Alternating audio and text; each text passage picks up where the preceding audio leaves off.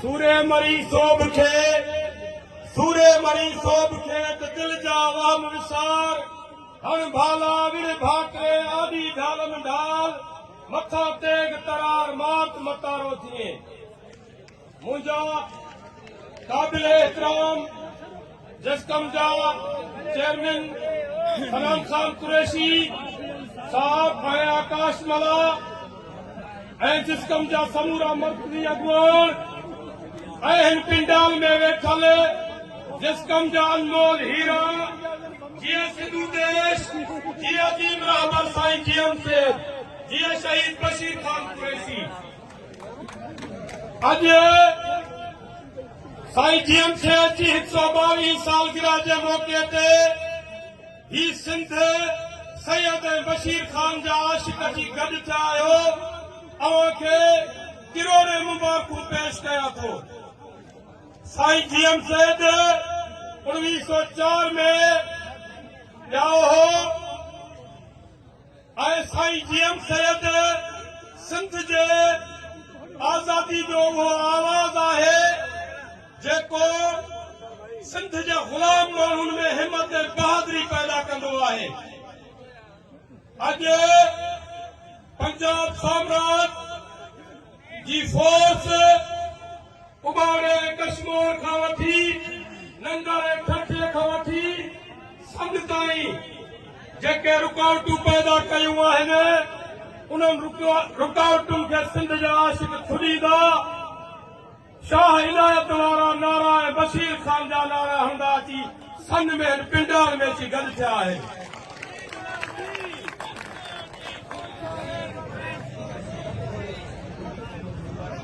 इहा हक़ीक़त आहे जेको एहसास ऐं शऊर पैदा थींदो आहे उहो अज़ीम माण्हुनि जे वसीले पैदा थींदो आहे।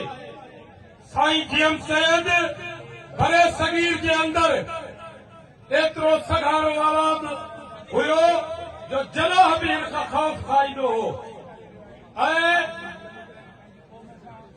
अॼु जेकॾहिं असां मुर्शिद लतीफ़ जी शाइरी जी अड़ ते बशीर खान जे हिक लफ़्ज़ जी सचाई जी अड़ ते असां मुकमिल सिंध जे आज़ादी जे तरफ़ वधी रहिया आहियूं। ही अॼु जो पिंडाल ही अॼु जी सालगिरह उहे माण्हू सिंध जा दुश्मन ॾिसी वठनि त जिस कम जो मुस्तक़बिल छा हूंदो ऐं सिंधी माण्हू छा हूंदा ऐं असीं पंहिंजी मंज़िल खे लंघी पार पवंदासीं। पर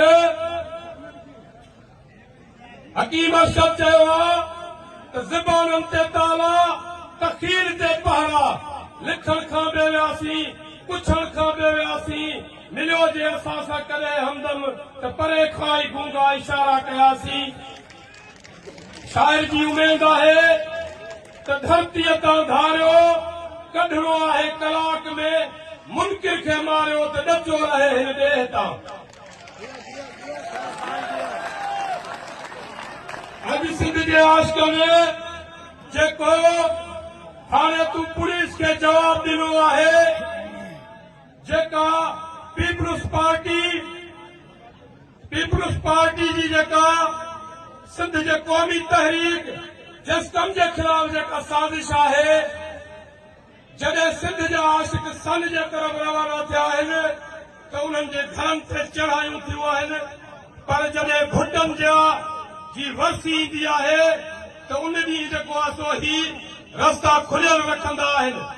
ही सिंध सां तमामु वॾी ॼाण आहे त कराची जो बंदरगाह तहरीकी जी माड़ी गैस बदीन जी गैस फील्ड जी फुल थिए पई पत्थर ऐं कंक्रीट खां वठी समूरा सिंध जा जेके वसीला आहिनि उहे उॾाया पिया वञनि पर रुगो असां लंदन में स्टेज ते बयान कंदासीं त पोइ इहे वसीला बची न सघंदा।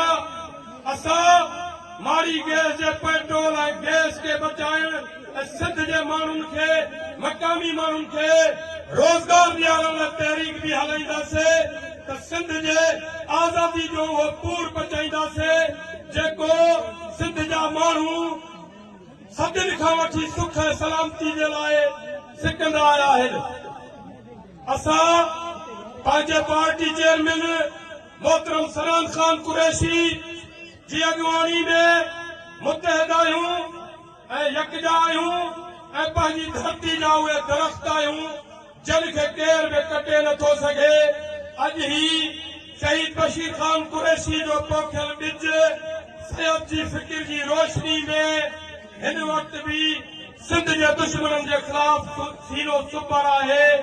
मुर्शिद लतीफ़ चयो हो त हलंदे हो त पुनुअ जे खाजन के खोटियूं बांभर थी बूटियूं त कुता खाइनी केच जा। ही सूर्य बादशाह जा कारकुन आहिनि। ही शहीद हेमू कालाणी जो तसलसुल आहिनि। 21 जनवरी ते शहीद हेमू कालाणी जी फांसी चढ़ण जो ॾींहुं आहे। असां उन फांसी खे न विसारियो आहे। असां पक्का चांग में सड़ंदड़ लाशा आज़ादी जी राह तकिन था। असां उन्हनि मक़सूद खान सलमान खे बि न विसारियो आहे। मुंहिंजा दोस्तो, असां जिस कम खे ऐं पंहिंजे कारकुननि खे हमेशह गॾु वठी हलंदासीं। असां सिंध धरती जा जोगी ऐं फ़क़ीर आहियूं। असांजी आरज़ी आहे तव्हां सिंध जा महबूब ऐं मंसूर आहियो। असां हमेशह तव्हांजी ॾिनल मोहबत जे करे अॻिते वधंदा रहिया आहियूं। ऐं तव्हां ॾिसो त हिते सियासी तौर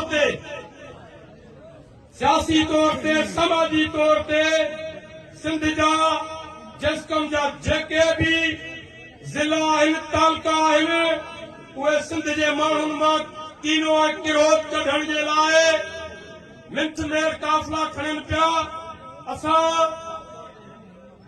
सिंधी माण्हू राग ऐं संगीत वारा माण्हू आहियूं। असांजो मज़हब मोहबत आहे। दुनिया में कंहिंसां बि कुल्फ़त नथा रखूं, पर जे असांजी धरती जा समूरा टपड़ भीं कंदा पंजाबी त पोइ उन्हनि सां जहिड़ो आहे। ऐं पंजाब साम्राज खे इहो ॿुधाईंदासीं त तूं लैंड लाकब आहीं, तूं बलोचनि सां पख्तूननि सां सराइकियुनि सां मरेठनि ऐं जटनि सिंधियुनि सां दुश्मनियूं पाले रहियो आहीं। बची न सघंदे। जीअं सिंधु देश, जीअं साईं TM सैयद। महिरबानी।